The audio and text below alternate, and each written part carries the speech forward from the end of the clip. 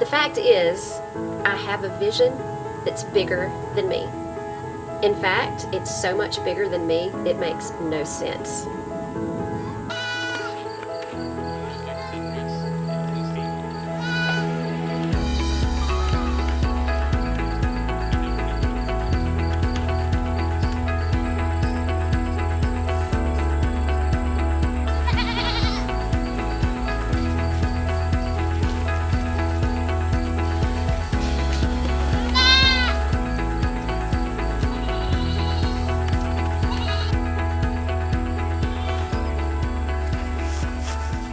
Hey there, here I am back again. I really apologize for not getting back as soon as possible. It had been my intention to create a video a week just to keep everybody informed, but sometimes things happen and there's just no way. You know, I would like to make this a priority, but due to my living situation here and everything going on, it just seems like sometimes there's one thing right after another, either mentally or physically or something, and I get locked into doing a certain type of work and have not much help, if any at all, and it's just really difficult not having any help.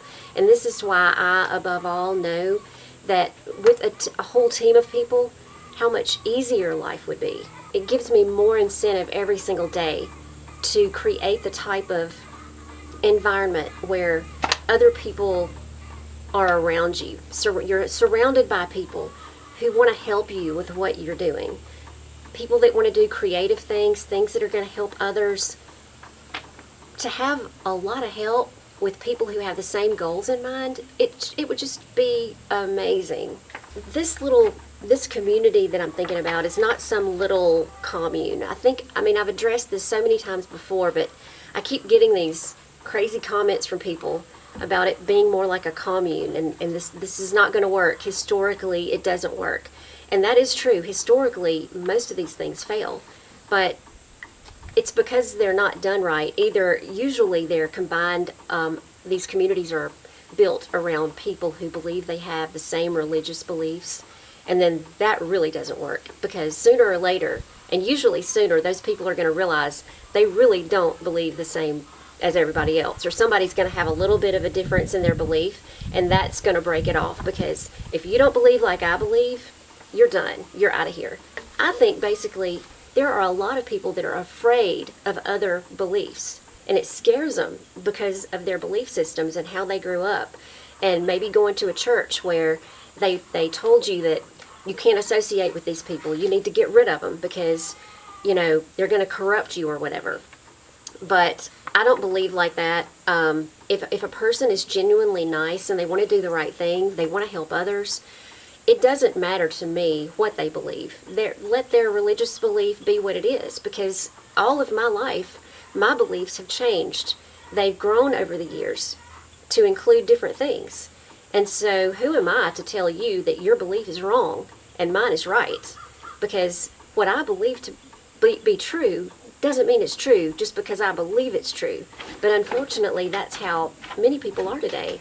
They believe because they've been told this is true, and they literally believe it's completely true. If you don't believe what they believe, you're wrong and they're right. And they get mad about it. They take it personally. Anyway, this community that I'm talking about putting together, I want it to be like where people come together, they work together, because things are going to get really hard in the future.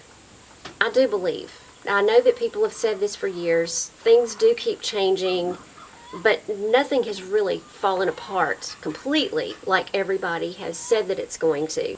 The sun is evidently going into a cycle that's a cooling cycle.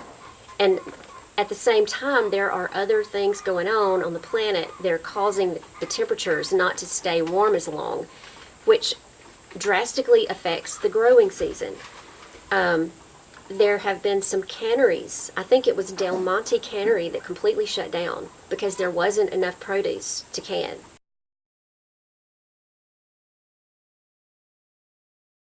So they just had to shut it all down. So I don't even eat canned foods. You know, that doesn't bother me too much. But what about all the people who eat canned food who are going to be looking for other sources of food now. They're going to be probably eating what I eat. So that's just another reason to have your own community where you grow your own food, so you don't have to rely on what the grocery stores have. Because eventually, if things get bad enough, the prices are going to go sky high and you're not going to be able to afford anything. Or either it's flat out not going to be available, or they're going to start rationing the food. Much of the corn crop was lost because of the cooling of the temperatures at weird times, and also because of the flooding. So I think from what I heard, I'll have to look this up to make sure, that the U.S. has completely stopped shipping food out to China or wherever they send the produce to. And I'm not familiar with that, so I'll just tell you right off the bat. But it's that serious that they realize we don't need to be shipping food off anymore. We've got to keep it all here. But that doesn't really, what it means is we need to start to learn how to be responsible for generating our own food supply. Whatever that takes, we need to put our minds together to come up with what can we grow in these cooler temperatures.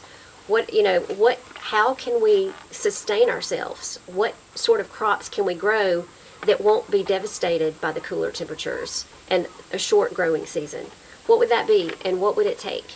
It's going to take a group of people to sit down and come up with some ideas and then put all that into action.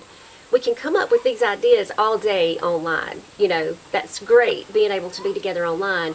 But when it comes to putting it into action, at that point, we need a group of us to be together so that we can actually start working on this. Because I'm really thinking that this thing that's coming, this bad change, well, let's not call it a bad change.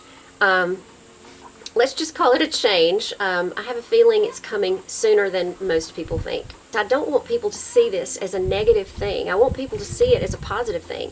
Because whether things were going downhill or not, this is like the perfect plan for a great community. Even if things never got bad, let's just say they continued as they were, or they even got better. What better place to be than with a group of like-minded people who worked together to help each other and to watch each other's backs. When somebody's not at home, when you watch their house, they watch your property, and you share produce, and you share what you make, and you watch each other's kids, and you just do whatever it takes to help each other. Unlike so many communities today where people don't even know who their next door neighbors are, and they don't trust them for good reason. What we have to remember, I believe, is that we are all one. We really are. We're all one. Like Jesus said, if you do it to somebody else, you're doing it to me. Meaning, we are all one. We're all part of the same mind and spirit.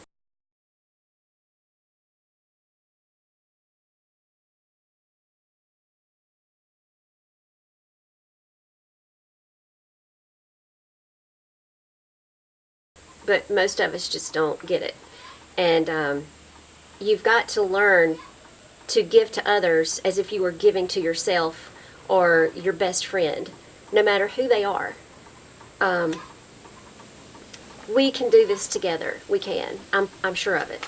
So I've got this chat called Discord, and I've got a chat room called Ozark Journey. I think that's the name of it. But if you would like to be a part of that, I've got several different chat rooms inside there about property, looking for property, financing,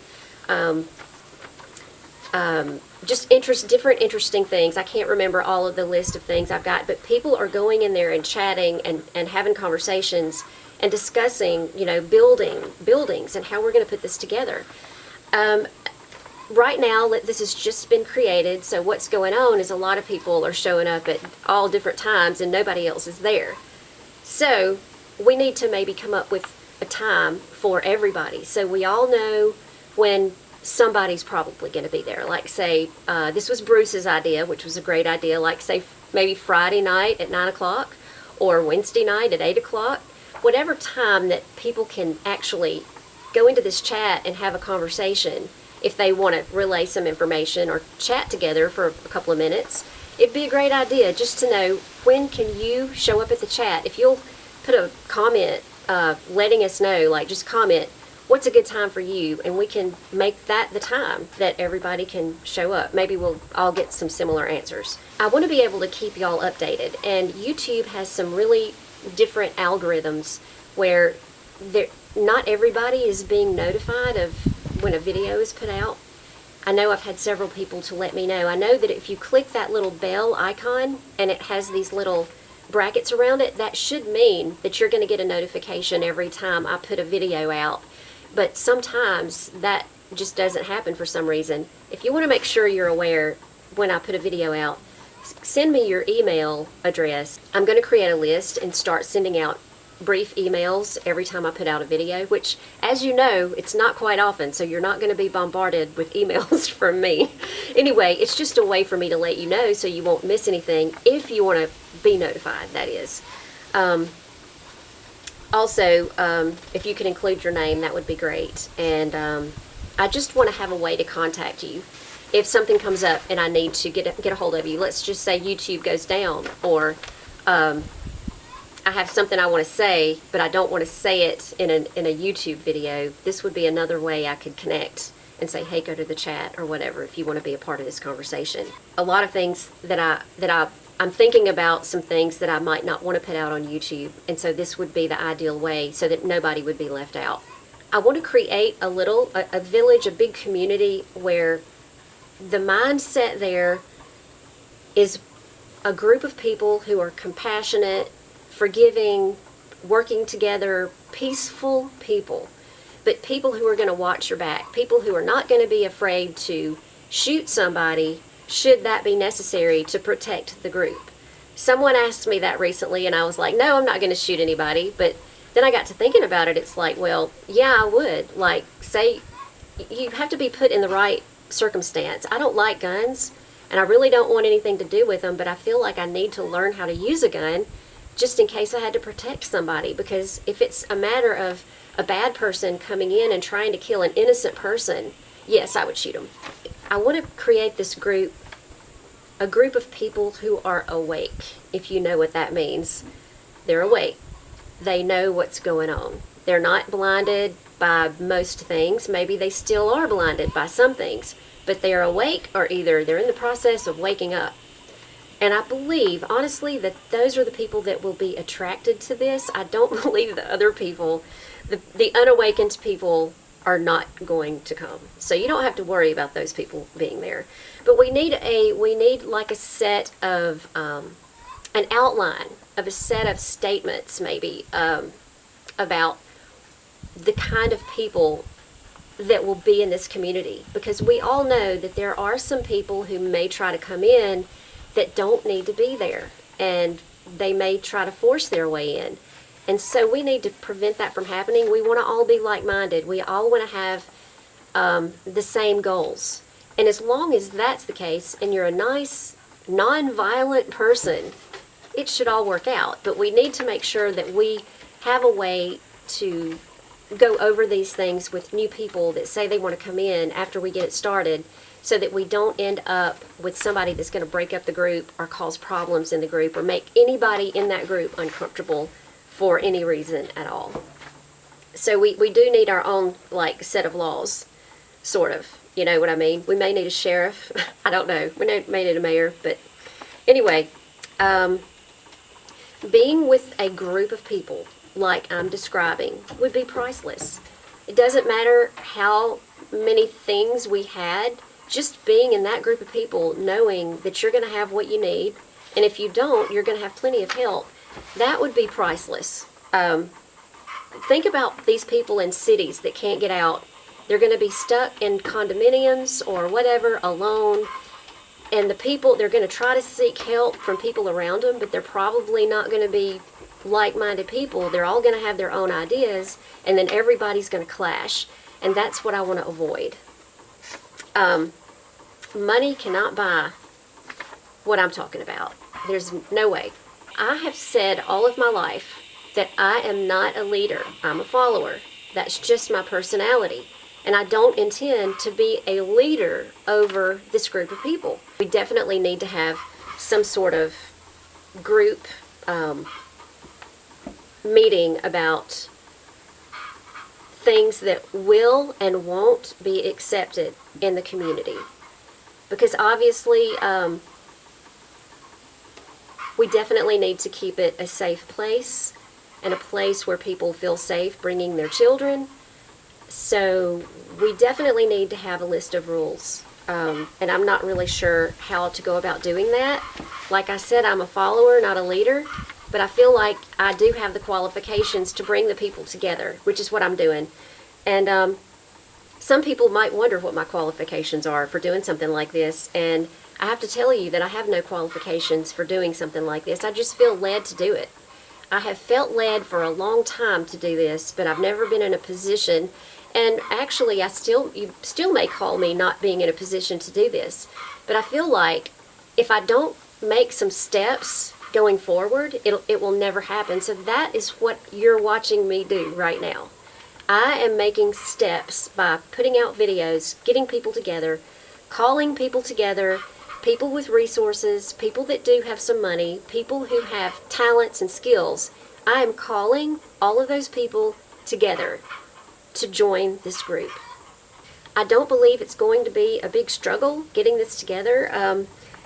I sort of take myself completely out of this whole equation. I think it's going to come together on its own because it just is. It's going to come together on its own. I don't think this is going to take a lot of effort. The fact is, I have a vision that's bigger than me.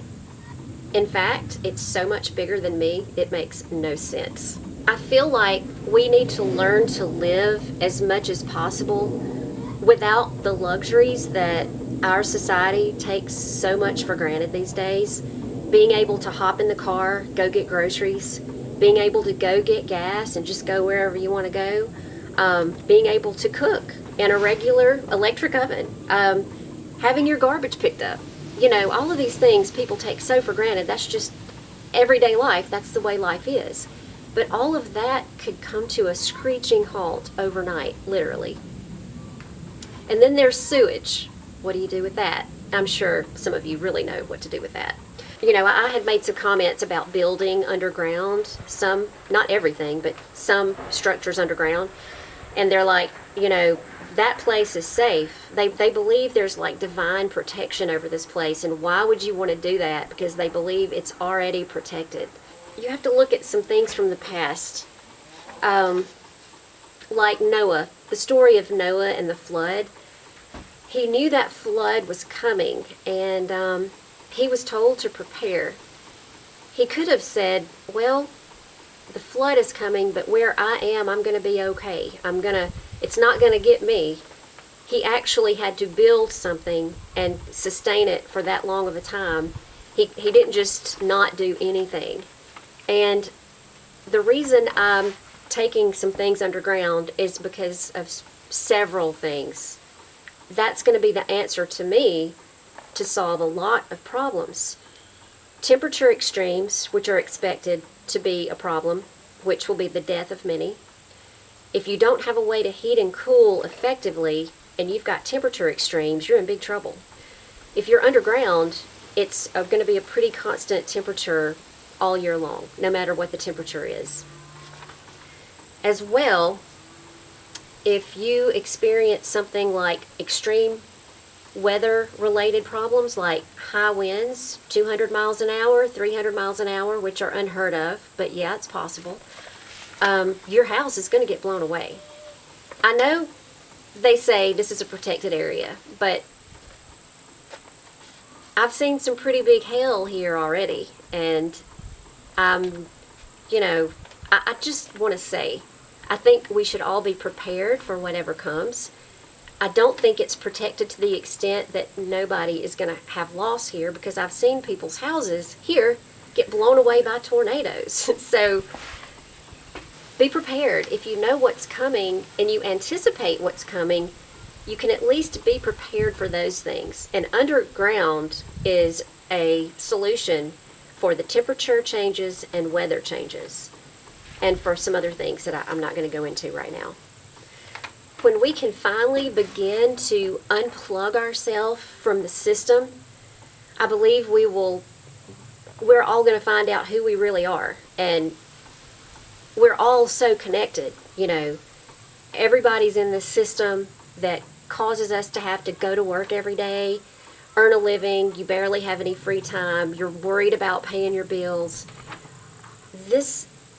One of the main goals is to get people unplugged from the system. So, the purpose and the mission, I guess, of this group is to have provisions for people, for like-minded people, to provide food and necessities to a community of like-minded people who are looking to survive the best they can during the coming days and years in the Boston Mountain region of the Northwest Arkansas Ozarks. So it's evident that we need to create our own food supply due to what's been going on, and for people to be self-sufficient. The mission, go back to the mission, for people to be self-sufficient, to own their own land if they can, to provide as much for themselves as possible. So it's not all going to be a group effort. I mean, everybody's going to be individuals doing their own thing. It's not going to be just everybody like Amish people, you know, living in one big house. It's going to be everybody having their own place. Now, I'm not sure about, you know, people who can buy part of this property that I'm thinking about.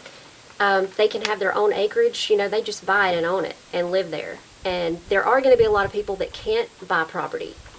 So maybe we could make some rent-to-own arrangements for these people. I'm really not sure how to work that out yet, to be honest with you. But I would like for people to own their own property in this region. And it all comes down to how much property can we get, and how are we going to finance that property. I would like to buy it outright, but I'm not going to say that's impossible. I'm working on some income avenues right now to generate some income, but I doubt I can generate enough income to buy like 1,000 acres. But that would be nice, because that way everything could be really spread out.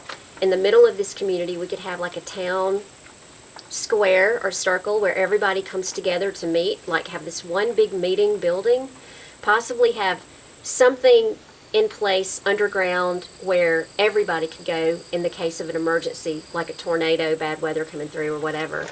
But just a place to meet where we could all join up, share our ideas, and come up with, say, a plan, a place for us to organize what we're going to try to conquer that month or that week, that would help get everybody on the same track. If you're sitting on a flat plane, you're going to get blown off of it unless you've got a place to go underground. And even if you have a place to go underground, then you're looking at extreme flooding issues, which a lot of regions have seen lately, and your underground thing is going to get flooded. That's why I have chosen high elevation, preferably the side of a mountain, not just a steep mountain slope, but you know, the rolling hills of Arkansas. You know, a lot of people don't even call these mountains because they're not very tall, but like, say, 2,000 feet. And you've got like these inclines that are coming down, but they're still high, where water just drains right off. If you're in a valley or on a flat plain, you are not going to fare well in a flood unless it just drains really, really well. On a mountain, I don't believe you would have anything to worry about as far as flooding. Another thing about this area is that it's not affected so much by the cold weather. It does get cold here, but the growing season is much better here than it is in many places. You're far enough south that you still have a good growing season, and a lot of this material about the grand solar minimum, they are saying that people above a certain parallel, maybe it's either the 35th or the 45th parallel, that those areas are going to be pretty much uninhabitable because it's going to be so freaking cold that You're not going to be able to grow anything. You're not going to be able to travel to go get anything to eat. It's just going to get really, really cold. As soon as I'm able, I'll put together some videos or a video to explain what I'm talking about. But if you're interested in this, just go to YouTube or go to Google and look up grand solar minimum, and you'll find a ton of information on it. I don't really know. I can't tell you when this is all going to happen, but it has already started. You can look at the weather patterns, and you can see that it's already started. And you can see already how it's affected the crops, and that it's not looking good along those lines. But I believe we can come up with solutions. If we put our minds together, we put our skills together, I believe we have a really, really good chance of making a really good life for ourselves.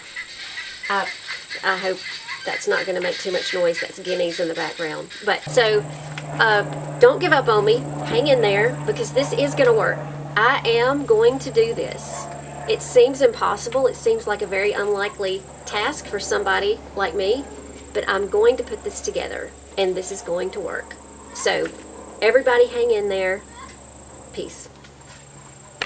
I think when we have a purpose that's bigger than us, that's the highest form of motivation. When we have a selfless vision that's bigger than us, I think we are wired to do that in this current era. This age of selfish individuality, it has to die. Us, the like-minded people, we take care of one another. We heal one another. We educate one another. We teach one another. We inspire one another. We give to one another, and we serve one another. That's what a group of good, caring, like-minded people do. They cooperate, communicate, collaborate. We are wired to be communal, to create community, and that's all built on the frequency of love. When you come from that frequency of love, you come from a different consciousness. It's no longer about you. You feel so amazing, this feeling that isn't going to go away, that the only thing you want is for people to feel the way you feel, and the way you do that is to give. Here, take it. I don't need it. This kind of community goes counter, just the opposite, to the current situation in the world where we see everything breaking down. This is the time we have to demonstrate what that new community looks like. When you have connection, when you have community, when you have true friendship, you create a community bond in the frequency of love. And when love is the common frequency, it's very difficult to break that community up, because it's the glue that holds them together. So I see what we're doing is like throwing a stone and creating a ripple effect. If the world doesn't fall completely apart before we get to that point, good things will come from this. So hang in there. It's coming fast.